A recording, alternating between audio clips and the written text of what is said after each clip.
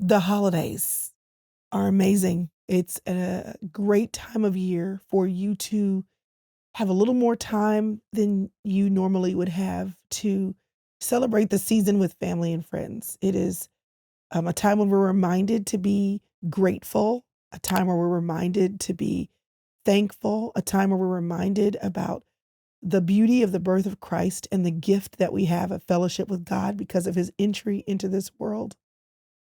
It is a magical time. The lights are sparkling. The Christmas music is playing. The malls are decorated. Our neighborhoods are adorned with reminders of the season that we're in. The same way that the malls are decorated and our doorsteps are beautified, they all serve to remind us about 'tis the season. We have, many of us do, lots of memories surrounding these seasons, good or bad, beautiful or ugly. These seasons mark many of the mountains or valleys of our life. Sometimes our valleys are caused by expectations not met or stress and strain with people that are hard to get along with, or our to-do list being 3 times as long. The mountains are the laughter that we've experienced with family and friends, the gifts that we've received, the trips that we've taken. And then those beautiful mountains of memories are often darkened and a shadow is cast because we also are reminded of memories that are adorned, decorated by the sting of loss that we feel during the season. My Thanksgiving and Christmas season is adorned with memories of my mother. Her absence as my mother is felt in so many ways, but particularly around the holiday season, it is tripled, quadrupled, and whatever multiplied times 5, 6, 7, 8, 9, or 10 would be, it's 10x'd because it was so beautiful. She was so beautiful. The memories were so beautiful. She enjoyed everything about the holidays. So this stretch from Thanksgiving to Christmas is littered with all the things we don't do the way we did them when she was here, or the beauty of us all being together in the same home, in her home on Christmas Day, with the Al Green album playing and the smell of Christmas dinner cooking and wrapping of gifts and holiday movies and sitting together on the couch or going to the mall and watching holiday movies and wearing ugly Christmas sweaters. She had this Christmas sweater that had bells on it. So she just sounded like Mrs. Claus literally in the hallways of North Park Mall, which was her favorite mall to go to. So people will ask me, and they have asked me over the years, it's usually, how are you doing? How are you dealing with, particularly that first year that she wasn't here? How are you doing? I don't really remember how I've answered over the years, but I can speak for how I'm doing now. What I know now is the same thing that many of you already know, that grief is a constant friend. That when it onsets, it feels like an enemy. It is something you don't want. It is something you don't want to feel. It is something you don't want to experience. It is something that you don't know how to handle. You don't go through a grief preparation class in life. It happens. And whether you are ready for it or not, it is like a dagger that goes through your heart and then slices down, splitting you in two from the top of your head to the bottom of your feet. And you're left still being expected to live separated from your loved ones, separated from the experience, separated from the memories, but yet everything's still connected and somehow you find yourself still alive. The rest of life, when you have a significant loss, is spent learning how to live with that loss, not as an enemy, but as a friend.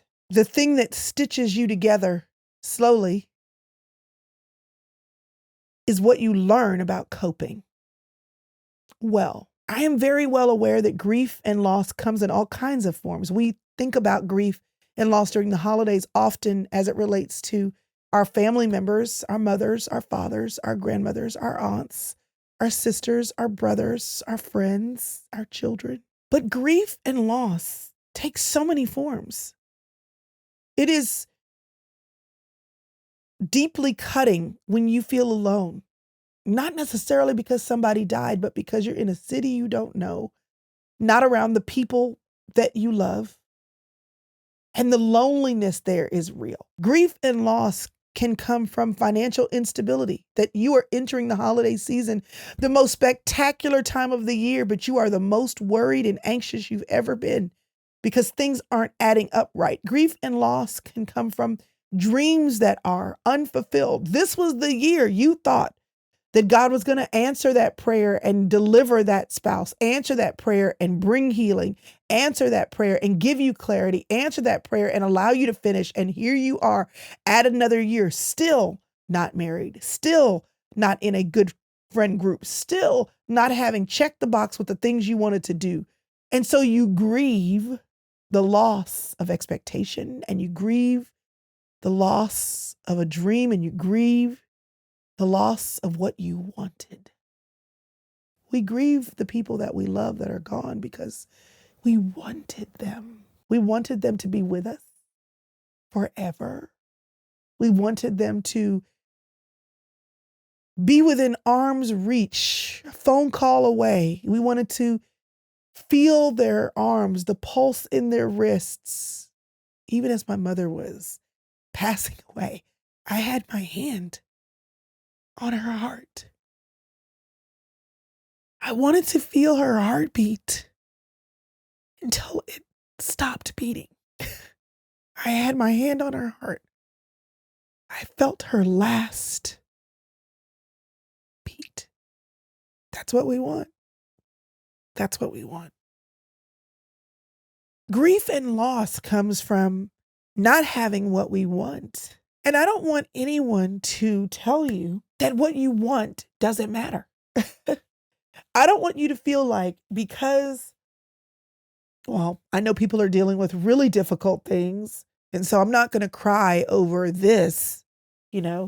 I didn't get the promotion that I wanted, and I'm really sad about that. I'm going to be in this job working for this same boss another year, but I'm not going to complain about that because this friend over here is struggling with the loss of her mom,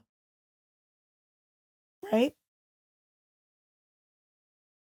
No, you have the right to grieve, as one of our inner circles is saying right now as I look at the chat, the loss of expectation. Whether that be the loss of the expectation that you would have your mother here for another 20 years, or that you would finally be in a home, or that you would be out of debt, or that you would have lost the weight or battled and won the victory over addiction, that your marriage would be in a better place, that your children would have come back to the Lord. You get to grieve that this year is ending and you don't have what you want. Don't let anybody steal, minimize, or take away the reality of your grief. But how do you cope with it? How do you cope with it? What do you do? Well, the answers here are as long and wide as the earth is round.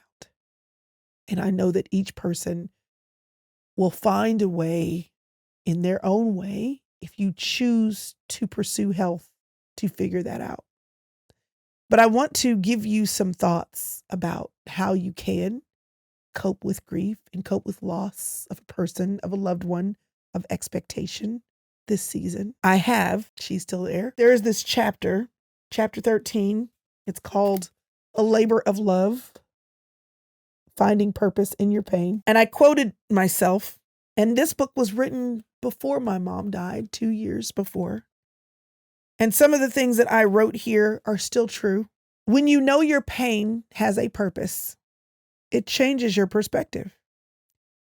Getting to the girl who is in you may require pressing through pain.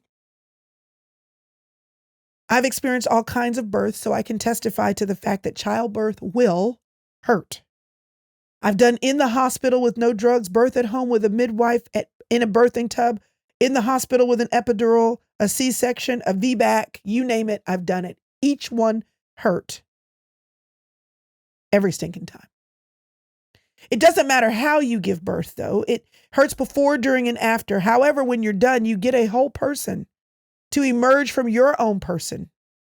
There is going to be some major discomfort involved, but the pain is a part of the process of bringing forth life. And if you skip the pain, we skip part of the process.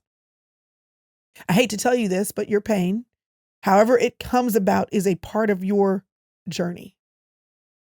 You may wish it hadn't have happened. You may not want to relive it, remember it, or rejoice over it, but it is a part of who you are. It's a part of your experience. It's a part of the stuff that God has allowed and will allow to impact your soul. So if you want to fully live with your life, you must be willing to embrace your pain.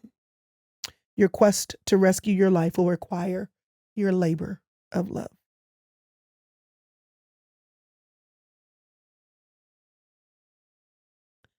In order to cope well with grief and loss of any kind, you're going to have to embark on this labor of love.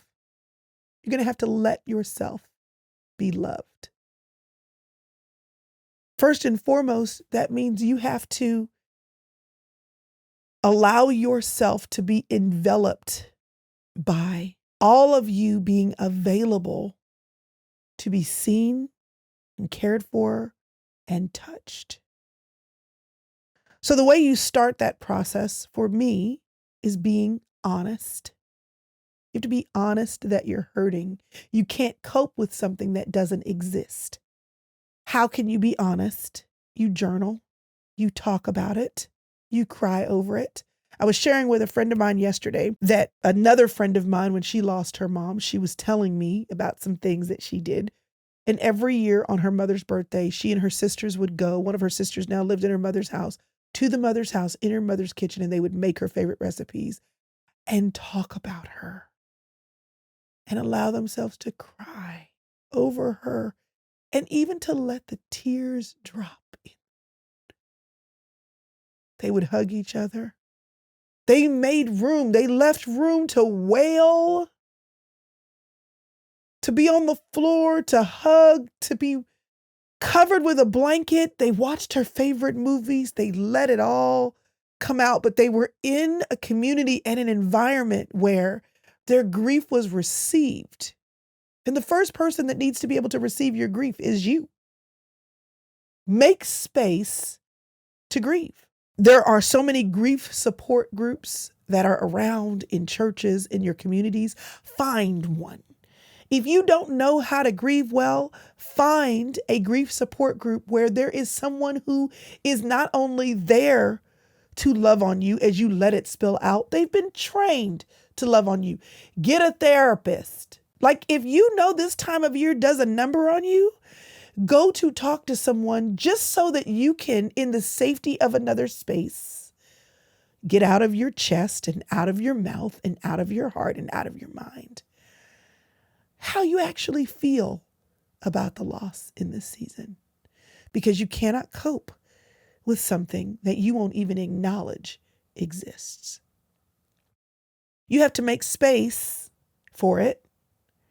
You're not going to grieve well if you're too busy. You're not going to grieve well if you don't want to feel it. You're not going to grieve well if you run away from it. You have to shake hands with it. You have to welcome it as a part of who you are. It's a part of something that is creating beauty in you, whether you recognize it or not. It's a part of how you learn to be compassionate, a part of how you learn to value what really matters, a part of how you now know how to better spend your time. It's a part of how you learn. It's feedback. What actually do you care about? What actually do you want? What actually do you need? Because sometimes what grief teaches us is that we had expectation in an area that we were never designed to have expectation in. And so when we lose it and we feel the loss, we learn We should have never put so much value on that to begin with. Grief is a teacher, but it can't teach you if you don't go to class. So you have to be willing to feel it. It has to course in your body as something that you know when it arrives. I was on a plane yesterday and I felt it rising. I didn't cry, but I felt it. I felt the weight on my chest and the tingle in my forearms, and I felt the rising of the closing of my throat as I thought this week marks Thanksgiving and my mother's birthday is December the 1st. And that's the day when I will mark the season by putting up my tree because that's how I remember her. And as it closes and it comes, I felt it rising because I'm familiar with it. I know what it feels like. If I push it down and I don't feel it, then I don't learn from it. Let me tell you what I've learned. Then I'll give you some other practical ways to cope with it. I have learned that I can and I have the power to create the most magical, palpable, memorable experiences in the lifetime of my friends, my family, my children, my grandchildren. That I get to be the architect of anchors in their life.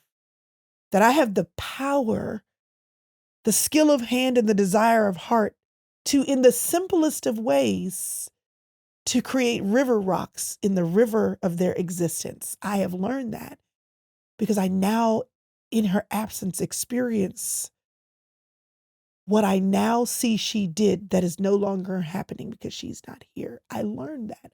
I learned that in this season that I can, with or without other people, operate out of overflow and engage in the things that I enjoy. I learned that from her. And I learned that she started doing that in the holiday season because it was her birthday month. And then as she got older, I now remember her saying, I choose to operate in overflow because she decided to take the holiday season and plant that throughout her life all year long. I learned that lesson from her that you, even though I'm still working on it, that you slow down to smell the roses because they don't only bloom in December. I learned that. So coping with grief and loss looks like planting myself firmly in the season, knowing when it's starting, knowing when it's hitting me, and also embracing the lessons I've learned. And I think about it, but I have to make room to do that. So getting it out, being honest, drawing near to other people who will welcome and hold space for your grief. And if you don't have those kind of people, you do it for yourself first, and then you go find them. If you don't have a therapist, can't afford a therapist, you talk to a pastor and you say, I struggle with grief. Is there someone in this church who can walk with me and help me to hold this season well? You find a grief support recovery group. Coping with grief well means being patient with yourself. It means not rushing. And in that, looking at ways to honor the memory of those you love. When you are coping with grief and loss of expectations, it means holding space for what you wanted, why you wanted it, why you're disappointed, and what you can do to fill the space with what you have in your hand.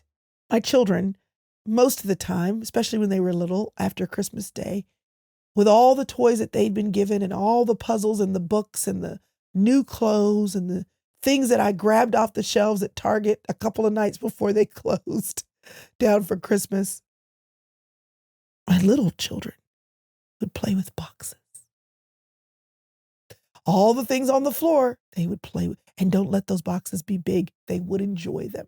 Coping with grief and loss looks like playing with the boxes. So let's just say you're experiencing loss this season, and you are grieving the financial expectation or the relational expectation or the career expectation or the progress expectation of school or job or career, play with the boxes. Dumb it down a little bit. Just bring it down. If you can't do what you wanted to do financially, what can you do? If you can't have the person that you wanted to have, the relationship, the breakup happened, who do you have? If you didn't figure out how to finish that degree on time or to make progress toward that goal, what progress did you have? You play with the boxes. Hey there.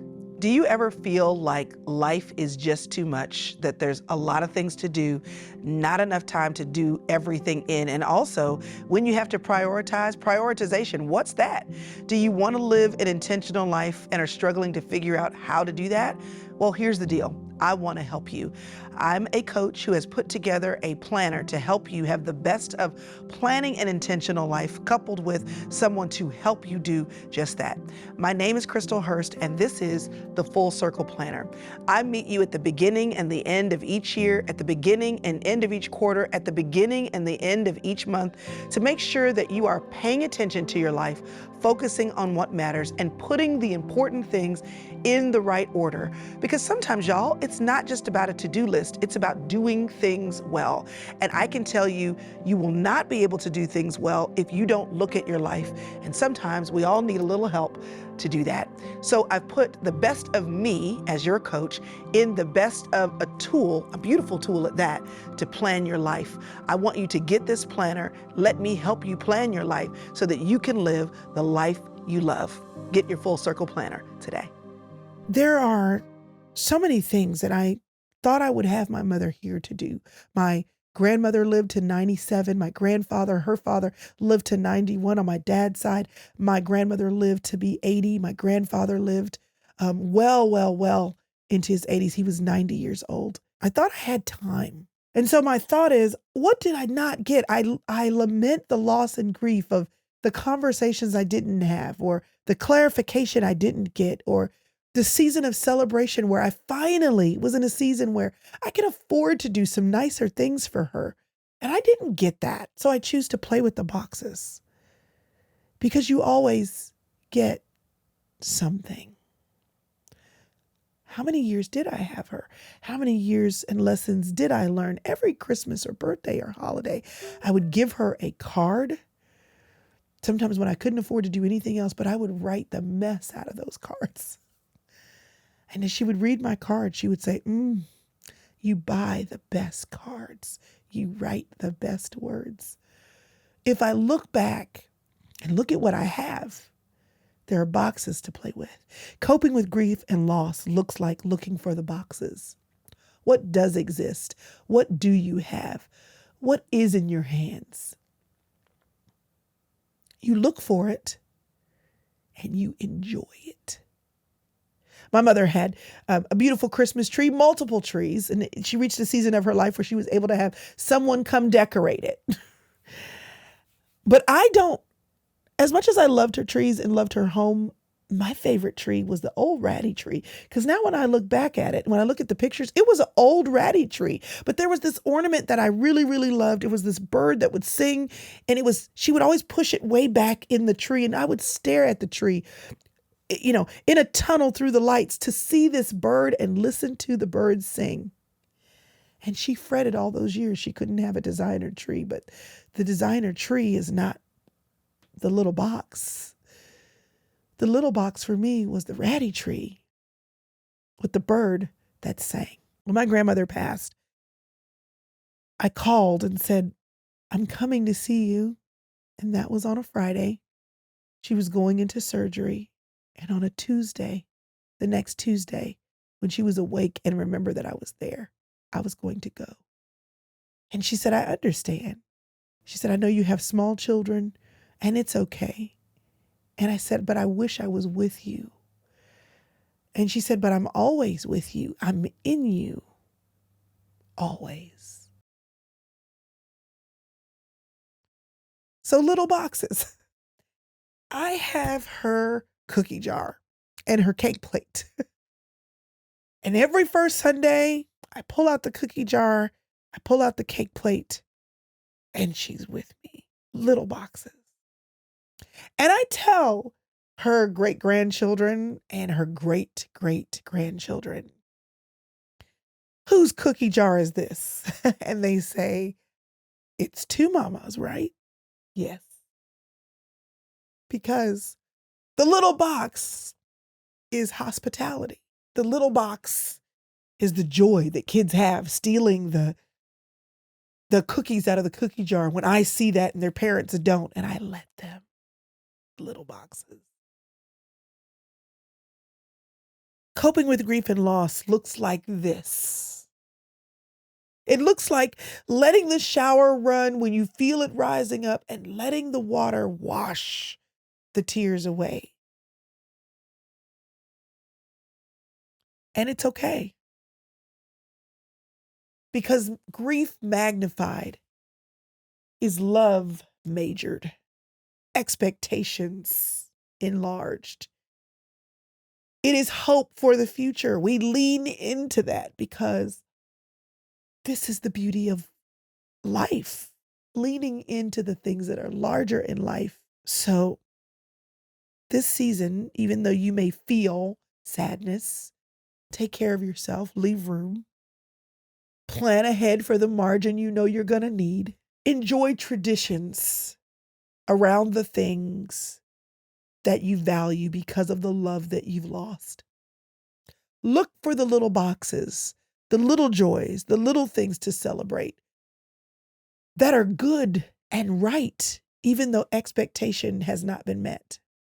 Coping with grief and loss does not look like being okay.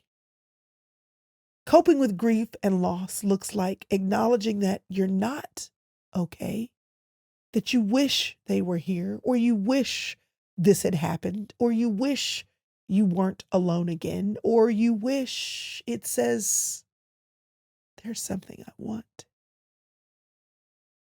And acknowledging what you want or wanted to hold in your hands is a part of the acknowledgement of your heartbeat. So when you get together with your family to cook and you remember Big Mama's meals, laugh and cry.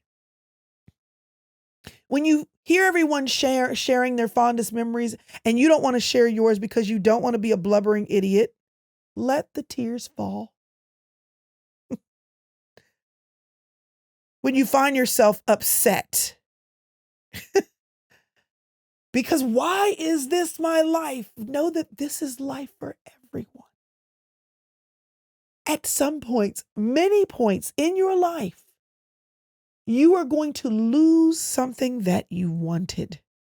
Recognize that it's okay for grief to intensify during the holidays, that you need to learn who you are and what you need so that you can set boundaries, communicate your needs, and plan ahead to communicate with others who may not know automatically what's going on. To have words. Mom, what's wrong? I'm thinking about your grandmother. I'm missing my mom. I sent a podcast out into the world a week or two ago about mindfulness and gratitude, practicing mindfulness and gratitude about what you had is a part of this too. Giving thanksgiving in advance for what you hope for is a part of this too. Giving your heart away, placing it back into the hands of God, even when you're disappointed that He didn't deliver, is a part of this process too. Acknowledging when it is so overwhelming that you can't function and you need help, therapist, counselor, doctor, is a part of this too. Removing the pride and the lack of humility and refusing to save face and joining that grief support group, that's a part of it too. A friend of mine named Tamara started a group for girls who'd lost their mother. And they meet every year to talk about their moms, and they choose a group gift. And I know this because one year They gave me and Priscilla an apron, and it says Lois's daughters. Because even though my mother isn't here, she's always in me. She's with me. I will always be forever her firstborn girl. And grief simply is the gift of remembering. Coping does not mean ignoring, reducing, silencing. It means dealing with. And I want you to learn that making room for the rise of emotion during this season is a part of the journey. Because grief, whether it's a he or she, is a constant companion. But it is a gift to have this constant companion because you learn. And the journey of this constant companion being with you is a labor of love and a gift you give yourself. Choose how you're going to handle it. You get to choose. You get to celebrate the memory. You get to create a new tradition. You get to share stories and cherish moments with other people who get it. You get to prioritize self-care. You get to be intentional about your social commitments. These are the things that you get to do that grief invites you to, forces you to, teaches you to. And all of this can invite you into a journey of living better. If you don't hear me say anything else, know this. Coping is not about reducing. It is about exhaling and filling and infusing your life and this season with you. And you are a compilation of all the joys that make you angry at all the losses, all the love that makes you upset with all the hurt. But it takes both of them to make you a whole, top to bottom person. And learning to cope with the grief and loss that you've experienced in this season is a part of your journey. I hate that my mother's no longer here. But learning from her life and from my loss has made me better, deeper, fuller, more attentive, more compassionate, more empathetic.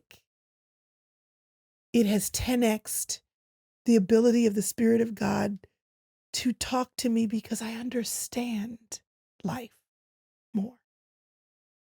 And even if it's not a gift that you want, the pain that you have from your loss of a loved one, an expectation, a dream, relational emptiness, it deepens your cistern to receive. So this holiday season, my hope and my wish for you is that you open your arms to receive and know that receiving all the good that comes from all the bad is a part of living your life well.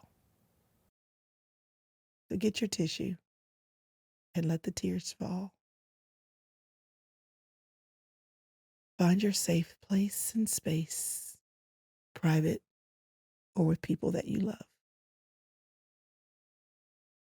Find the coping mechanism that works best for you or the list of mechanisms you need